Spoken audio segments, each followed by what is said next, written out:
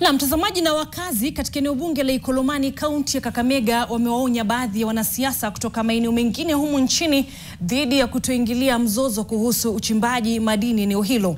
Wakazi hao wamewashutumu viongozi kutoka maeneo mengine kuwa na nia ya kujiendeleza kisiasa kupitia mzozo huo kati ya serikali na wachimbaji migodi. Aidha, wameonya kuwa viongozi huenda wakachochea mzozo huo zaidi badala ya kutoa suluhu. Wametoa wito kwa viongozi wa eneo hilo kuwatetea kwa masuala kama haya, huku wakipuzilia mbali baraza la wazee wa jamii ya Abaluhya ambao wamedai kuwa wameanza kuitisha vikao vya kujadili hatma ya siasa ya jamii hiyo na masuala ya kiuchumi. Ningependa kiongozi wetu kama Musalia Mudavadi, hapo ndio uchombani kwake, awe mtu wa kwanza kuja hapo atueleze. Tafadhali mambo ya Kakamega, watu wa Ikolomani wazungumzie mambo ya Ikolomani. Ni kweli ama sio kweli? Kweli.